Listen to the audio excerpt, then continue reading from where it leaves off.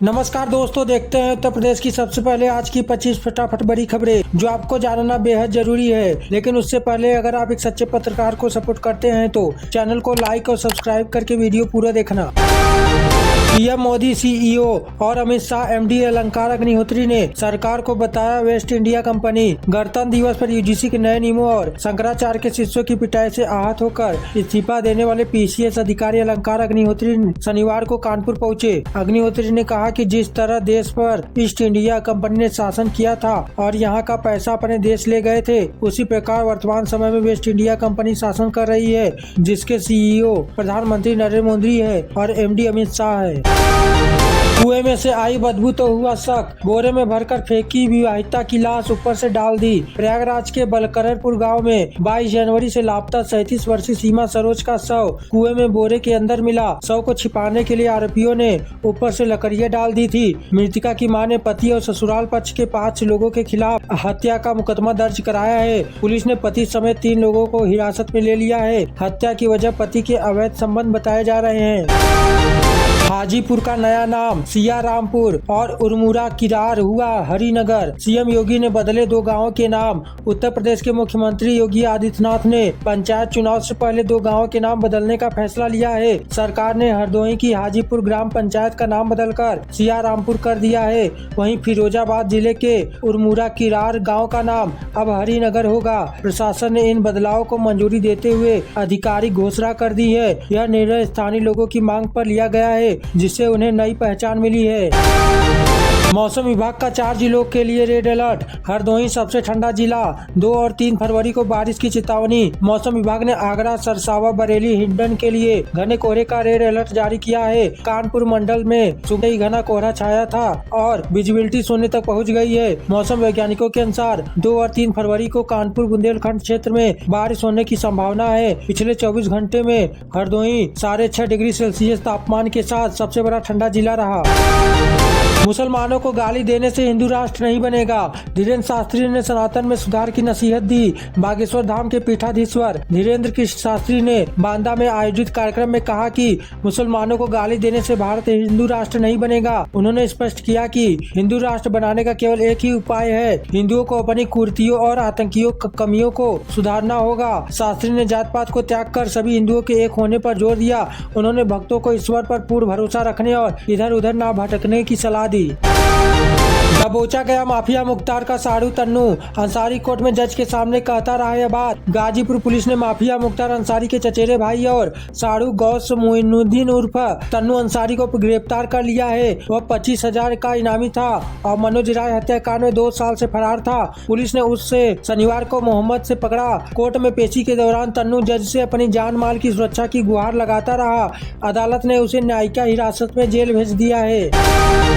Ayodhya jail कांड के मामले में एक्शन। डिप्टी जेलर समेत 3 और जेलकर्मियों सस्पेंड, अब तक 10 निलंबित। अयोध्या जिला जेल के 2 कैदियों के फरार होने के मामले में प्रशासन ने सख्त कार्रवाई की है। डीआईजी ने जेल की रिपोर्ट के बाद शनिवार को 1 और deputy jailer, 1 head jail warder और 1 जेल वार्डर को निलंबित कर दिया गया। इससे पहले जेल अधीक्षक और जेलर समेत 7 कर्मियों पर कार्रवाई हो चुकी है। इस प्रकार अब तक कुल 10 जेल कर्मियों की निलंबित किया जा चुका है। कोहरे और ठंड ने फिर दिखाया प्रकोप। वंदे भारत राजधानी समेत कई ट्रेनें लेट, घंटों का इंतजार। उत्तर प्रदेश के चंदौली और आसपास के क्षेत्रों में बढ़ती हुई ठंड और घने कोहरे ने एक बार फिर जनजीवन अस्त व्यस्त कर दिया है। घनी धुंध के कारण दिल्ली हावड़ा रूट पर ट्रेनों की रफ्तार थम गई है। वंदे भारत राजधानी और तेजस जैसी प्रमुख ट्रेनें भी कई घंटों की देरी से चल रही है। पटना गोमती नगर वंदे भारत 1 घंटे और नई दिल्ली सियालद राजधानी 11 घंटे तक लेट हुई है।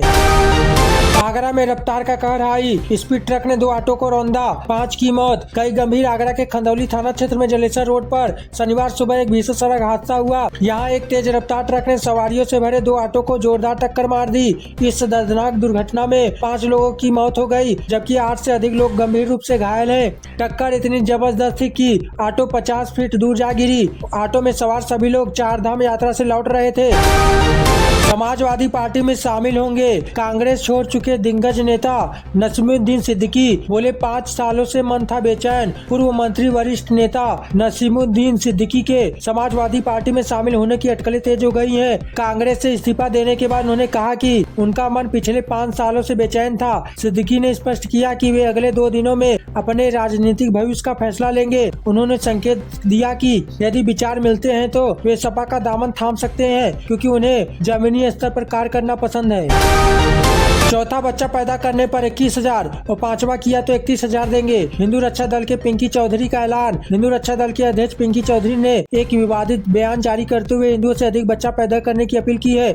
उन्होंने घोषणा की है कि जो हिंदू परिवार चौथा बच्चा पैदा करेगा उसे 21,000 और 5वां बच्चा होने पर 31,000 की आर्थिक सहायता दी जाएगी। चौधरी ने यह भी कहा है कि इन बच्चों की पढ़ाई का खर्चा भी उनका संगठन उठाएगा। उत्तर प्रदेश में हर दिन पैदा हो रही है 50 लाख यूनिट ग्रीन बिजली। मासिक बिल में 90% तक की राहत। मुख्यमंत्री योगी आदित्यनाथ के नेतृत्व में उत्तर प्रदेश पीएम सूर्य घर मुफ्त बिजली योजना में अग्रणी राज्य बनकर उभरा है। प्रदेश में अब तक 10 लाख से अधिक आवेदन प्राप्त हुए हैं और 3.5 लाख से ज्यादा रूफटॉप सोलर के बिजली बिल में 90% तक की कमी आई है और प्रतिदिन 50 लाख यूनिट से अधिक ग्रीन बिजली का उत्पादन हो रहा है। उत्तर प्रदेश में 6 को रिलीज होगी फिल्म गोदान। सीएम योगी आदित्यनाथ से मिले निर्माता निर्देशक। उत्तर प्रदेश के मुख्यमंत्री योगी आदित्यनाथ ने फिल्म गोदान का ट्रेलर लॉन्च किया। यह फिल्म 6 फरवरी को प्रदेश भर के सिनेमा घरों में रिलीज होगी। शनिवार को फिल्म के निर्माता निर्देशक विनोद चौधरी ने अपनी टीम के साथ मुख्यमंत्री से मुलाकात की। 40 करोड़ की बजट में बनी यह फिल्म गौ संरक्षण और भारतीय संस्कृति में गाय की महत्ता पर आधारित है, जिसकी शूटिंग मथुरा और उत्तराखंड में हुई है। 7 जन्मों के वादे में सिर्फ 30 दिन में सब खत्म। खुशी खुशी दुल्हन आई, फिर ऐसा क्या हुआ कि शादी ही टूट गई। उत्तर प्रदेश के हाथरस में शादी के महज 1 महीने के भीतर ही पति पत्नी के रिश्ते में दरार आ गई। आगरा की युवती की शादी हाथरस निवासी बेकरी वर्कर से हुई थी, लेकिन रोज के झगड़ों से परेशान होकर दुल्हन ने साथ रहने से इनकार कर दिया। मामला पुलिस थाने तक पहुंचा, जहां आपसी सहमति से दोनों ने अलग होने पर समझौता हुआ। युवक ने इस घटना पर गहरा दुख जताया है। गाजियाबाद में फर्जी दिव्यांग सर्टिफिकेट का बड़ा खुलासा। 20 साल में बने 28,000 प्रमाण पत्र। जांच में खतरे में हजारों सरकारी नौकरियां। गाजियाबाद में सरकारी नौकरियां और योजनाओं का अनुचित लाभ उठाने के लिए बनवाए गए फर्जी दिव्यांग प्रमाण पत्रों की जांच शुरू कर दी गई है। स्वास्थ्य विभाग ने पिछले 20 वर्ष में जारी लगभग 28,000 प्रमाण पत्रों की समीक्षा का आदेश दिया है। इस फर्जीवाड़े में कई लोगों ने कम दिव्यांगता को बढ़ा चढ़ा कर दिखाया था। यदि जाँच में कोई दोषी पाया गया तो उसकी नौकरी समाप्त करने के साथ कानूनी कार्रवाई भी की जाएगी। ईज ऑफ डूइंग बिजनेस में यूपी 2 राज्यों के साथ टॉप में पहुंचा।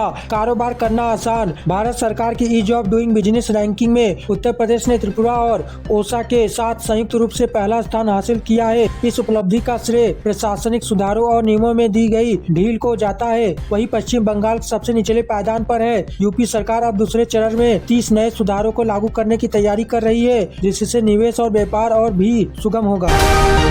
लखनऊ में अयोध्या मार्ग पर गुलाबी बलुआ पत्थर पर सोने की नक्काशी से दमकेगा सूर्य प्रवेश द्वार। लखनऊ विकास प्राधिकरण शहर के 7 मुख्य मार्गों पर विशेष प्रवेश द्वार बनाएगा। अयोध्या रोड पर गुलाबी पत्थर से सूर्य द्वार बनेगा, जिस पर सोने की नक्काशी होगी। इसके अतिरिक्त सुल्तानपुर रोड पर गंगा द्वार, आगरा रोड पर कृष्ण द्वार और रायबरेली रोड पर संगम द्वार जैसे कुल 7 गेट बनेंगे। हर द्वार पर लगभग 35 लाख की लागत आएगी। इसका निर्माण इसी साल पूरा करने का लक्ष्य है। दिल्ली देहरादून हाईवे पर दर्जनों वाहन टकराए। मौके पर पहुंची यूपी पुलिस को मंगवानी पड़ी क्रेन। मेरठ में शनिवार सुबह घने कोहरे के कारण दिल्ली देहरादून हाईवे पर एक बड़ा हादसा हुआ। यहां नगली गेट के पास कम दृश्यता के चलते दर्जनों वाहन आपस में भिड़ गए। पुलिस ने मौके पर पहुंचकर क्रेन की मदद से क्षतिग्रस्त वाहनों को हटवाया और यातायात सुचारू किया। इस दुर्घटना में वाहन चालकों को मामूली चोटें आई और हादसे में शामिल 3 गाड़ियों में मटर और अमरूद लदे हुए थे। वाराणसी में कैंट स्टेशन के रेलवे यार्ड में मैसूर एक्सप्रेस की एक बोगी बेपटरी। रेलवे अधिकारी मौके पर। वाराणसी कैंट रेलवे स्टेशन के यार्ड में शनिवार सुबह मैसूर एक्सप्रेस की एक बोगी पटरी से उतर गई। यह घटना तब हुई जब ट्रेन खाली था, रंग धुलाई के लिए वॉशिंग लाइन की तरफ जा रहा था। राहत की बात यह रही कि ट्रेन में कोई यात्री नहीं था, जिससे कोई जनहानि नहीं हुई। सूचना मिलते ही रेलवे के आला अधिकारी मौके पर पहुंचे और बेपटरी हुई बोगी को वापस पटरी पर लाने का काम शुरू करवाया। यूपी में कानून व्यवस्था फेल, वृंदावन में भी मंदिर तोड़ने की तैयारी। कांग्रेस प्रदेश अध्यक्ष अजय राय ने शनिवार को बांके बिहारी मंदिर में दर्शन के बाद यूपी सरकार पर तीखा हमला बोला। उन्होंने कहा कि प्रदेश में कानून व्यवस्था पूरी तरह विफल हो चुकी है। अजय राय ने आरोप लगाया कि बनारस की तर्ज पर अब वृंदावन में भी मंदिर तोड़ने की योजना है। उन्होंने स्पष्ट किया कि कांग्रेस कॉरिडोर का विरोध करती है और आगामी 2027 के चुनाव में जनता भाजपा को जवाब देगी। यूपी को फार्मा हब बनाने के लिए योगी सरकार का बड़ा कदम। लखनऊ में जुटेगी देश की बड़ी दवा कंपनियां। उत्तर प्रदेश को फार्मास्यूटिकल हब बनाने के उद्देश्य से योगी सरकार 3 फरवरी को लखनऊ में फार्मा कानक्लेव 1.0 का आयोजन करेगी। इस कार्यक्रम में देश की दिग्गज दवा कंपनियां हिस्सा लेंगी और निवेश की संभावनाओं पर चर्चा करेंगी। सरकार ललितपुर में बन रहे बल्क ड्रग पार्क और ग्रेटर नोएडा के मेडिकल डिवाइस पार्क को बढ़ावा दे रही है। केंद्रीय मंत्री जेपी नड्डा वीडियो कॉन्फ्रेंसिंग के जरिए कार्यक्रम को संबोधित करेंगे। ICC T20 world cup trophy पहुंची कानपुर, लगे all the best team India के नारे। आईसीसी पुरुष T20 विश्व कप 2026 की ट्रॉफी शनिवार को कानपुर के KDMI इंटरनेशनल स्कूल पहुंची। यह वही स्कूल है जहां स्पिनर कुलदीप यादव ने पढ़ाई की थी। यूपी टीबीएस लीग के चेयरमैन संजय कपूर ट्रॉफी लेकर आए तो छात्रों ने all the best team India के नारे लगाए। यह टूर्नामेंट 7 फरवरी से शुरू होकर 8 मार्च तक चलेगा। ट्रॉफी दूर का उद्देश्य प्रशासकों और युवा खिलाड़ियों को प्रेरित करना है। नेपाली मूल की भारतीय दुल्हनों के लिए SIR से पार पाना बना चुनौती। 2 देशों के बीच पहचान उलझी। भारत नेपाल सीमा से सटे महाराजगंज जैसे जिलों में नेपाली मूल की भारतीय दुल्हनों के लिए विशेष गहन पुनरीक्षण एक बड़ी चुनौती बन गया है। वर्षों से यहाँ रह रही और मतदाता करती आ रही इन महिलाओं के लिए नागरिकता और पहचान अब सवाल के घेरे में है। बिना पासपोर्ट वीजा के शादी करके आई इन महिलाओं की मतदाता सूची में मैपिंग नहीं हो पा रहा है, जिससे उन्हें नोटिस जारी किए जा रहे हैं। सऊदी अरब में 161 भारतीय मजदूर फंसे, वीजा समाप्त, कंपनी ने पासपोर्ट किया जब्त, सरकार से मदद की गुहार। सऊदी अरब के अबहा शहर में अम्बेडकर नगर, बिहार और राजस्थान के कुल 161 भारतीय मजदूर फंसे हुए हैं। कंपनी ने पिछले 3 महीनों से वेतन नहीं दिया और वीजा समाप्त होने के बावजूद जबरन काम करवा रहे हैं। मजदूरों ने वीडियो जारी कर प्रधानमंत्री से वतन वापस की गुहार लगाई है। कंपनी ने उनके पासपोर्ट भी जब्त कर लिए हैं, जिससे वे दाने दाने को मोहताज हो गए हैं। नितिन गडकरी ने जौनपुर और आजमगढ़ को दिया बाईपास का तोहफा, पूरी डिटेल जान लीजिए। केंद्रीय मंत्री नितिन गडकरी ने जौनपुर और आजमगढ़ के लिए नई सड़क परियोजनाओं को मंजूरी दी है। जौनपुर में 12.5 किलोमीटर लंबे 4 लेन वेस्टर्न बाईपास के लिए 944 करोड़ रुपए की स्वीकृति किए गए हैं और वहीं आजमगढ़ में 15 किलोमीटर लंबे 4 लेन के दक्षिण पूर्व बाईपास का निर्माण हेतु 1279 करोड़ मंजूरी हुए हैं। इन परियोजनाओं से दोनों शहरों में यातायात की समस्या से बड़ी राहत मिलेगी। दोस्तों, रोजाना ऐसी ही न्यूज वीडियो देखने के लिए लाइक सब्सक्राइब जरूर करें।